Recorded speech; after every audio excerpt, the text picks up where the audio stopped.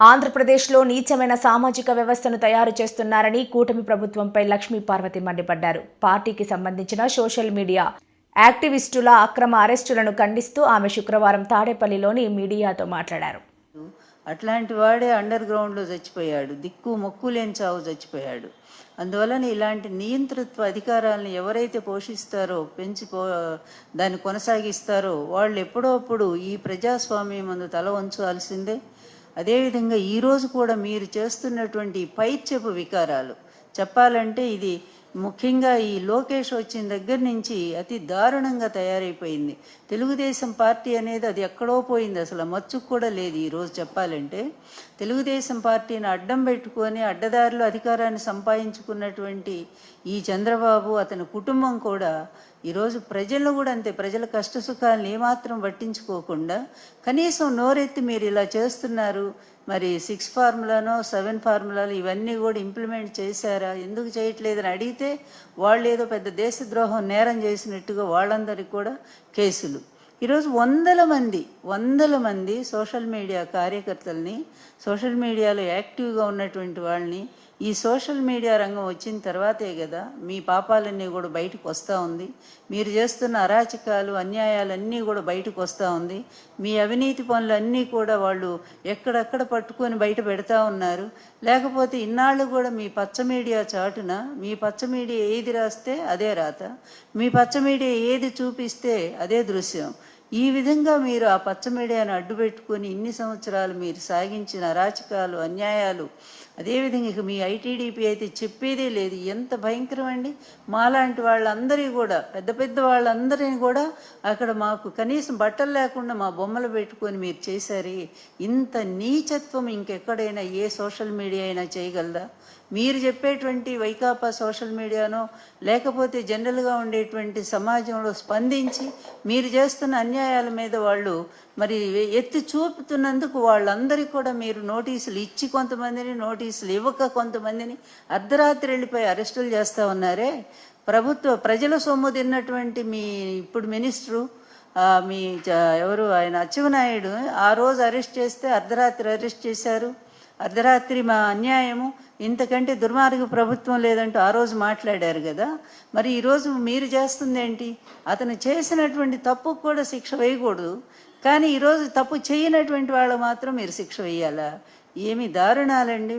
ఈ చేత కాకపోతే నోరు మూసు కూర్చోవాలి, కానీ ఏదన్నట్టు చేత కాని వాడు పందిరేస్తే పిచ్చుకులు వచ్చి పడేసినాయి అంట సామెత. చేత అట్లా ఉంది మీ దరిద్ర పరిపాలన. మీ తండ్రి కొడుకులు పేరుకేమో నువ్వు, వెనకంతా నీ కొడుకు నడిపిస్తూ ఉన్నాడు. అతను ఈ విధంగా అడ్డం పెట్టి మరి వైకాపాని పూర్తిగా జగన్ గారి మీద శత్రుత్వం వహించి ఈనాడు, అదేవిధంగా ఏబిఎన్, తర్వాత మీరు మీ కుటుంబం మీరంతా కూడా కలిసి జగన్మోహన్ రెడ్డిని ఎదుర్కొనేటువంటి శక్తి లేక ఈరోజు మీ పార్టీ రాగానే గెలవగానే వెంటనే మీరు చేస్తుందేంటి? వైకాపా కార్యకర్తలను వెంటాడి వేధిస్తూ ఉన్నారు, ఇళ్ల మీదకి వెళ్తున్నారు, ఇళ్ళు ధ్వంసం చేస్తున్నారు. అదేవిధంగా మీ సోషల్ మీడియాలో ఎవరైనా ఆ పార్టీ అభిమానులు అనుకున్న వాళ్ళు వాళ్ళ స్త్రీల మీద అతి దారుణంగా మీరు పెడతా ఉన్నారు. ఇన్ని పాపాలు మీరు చేస్తూ ఉంటూ మళ్ళీ వైకాపా వాళ్ళు చేశారంటూ కేసులు పెట్టు. ఎప్పుడు ఈ డైవర్షన్ పాలిటిక్స్కి అలవాటు పడ్డటువంటి చేతగాక మీ ప్రభుత్వం నడపటం రాక ప్రజలు నుంచి తీవ్రమైన నిరసనలు ఎదుర్కొన్నటువంటి ఈ నేపథ్యంలో ఏం చేయాలో అర్థం కాక అడుగడుగునా ఒకటి తీసుకొస్తావు. లడ్డు వ్యవహారం కొంతకాలం నడిపించావు, అదేవిధంగా విజయమ్మ గారు లేకపోతే షర్మిల వ్యవహారం కొంతకాలం నడిపించావు. ఎప్పుడు చూసినా కూడా జగన్ మీద పడి ఆడవటం తప్ప మీ తండ్రి కొడుకులు మరొకటి రాదు అనేది ఇప్పటికి ప్రజలకు అర్థమైపోయింది.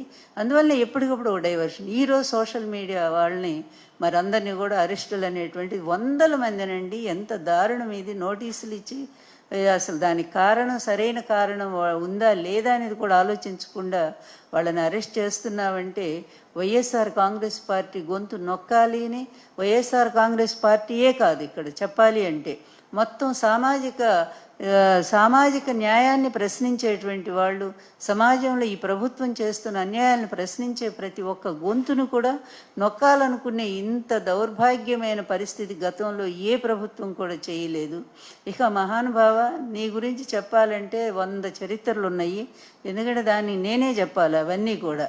ఇప్పుడు సోషల్ మీడియా ఈ కాలంలో వచ్చింది. ఆ రోజు అసలు సోషల్ మీడియా లేని కాలంలో కూడా ఎన్టీఆర్ గారిని పదవి దించడానికి లక్ష్మీపార్వతి ఇదిగో ఎదురుగా బతికే ఉన్నా, నేను ఇంకా చావలేదు కదా, మరి నా మీద నువ్వు ఎన్ని రకాలు ఎంత దారుణంగా ఈనాడు పేపర్ని అడ్డం పెట్టుకొని, ఇది ఒక పెద్ద బ్రోకర్ పేపర్, అది ఈనాడు పేపర్ అనేది, ఆ బ్రోకర్ పేపర్ని అడ్డం పెట్టుకొని అతనికి కావలసిన భూములు ఇచ్చేసి నువ్వు అతని ఏదైతే ప్రజలను మోసం చేస్తున్న ఈ చిట్ ఫండ్స్, ఈ కంపెనీలు, వీటన్నిటిని కూడా కాపాడుకుంటా ఈ విధంగా ఇద్దరు దొంగలు ఊళ్ళు పంచుకున్నట్టుగా నువ్వేమో అధికారం ద్వారా ప్రజలను లూటీ చేయటం, అతనేమో ఫైనాన్స్ కంపెనీల ద్వారా ప్రజలను లూటీ చేయటం, ఈ దొంగలిద్దరు పెద్ద దొంగలు ఇద్దరు కూడా కలిసి కేసులు వేస్తేనేమో కోర్టును కూడా మీరు తప్పుదారి పట్టించడం లేదా మేనేజ్ చేసుకోవటం, రమణ లాంటి వాళ్ళని తీసుకుపోయి అక్కడ పెట్టుకోవటం, ఎంత దారుణమైనటువంటి నీచమైన ఒక సామాజిక వ్యవస్థను మీరు తయారు చేశారు అంటే ఆ రోజు అందరికీ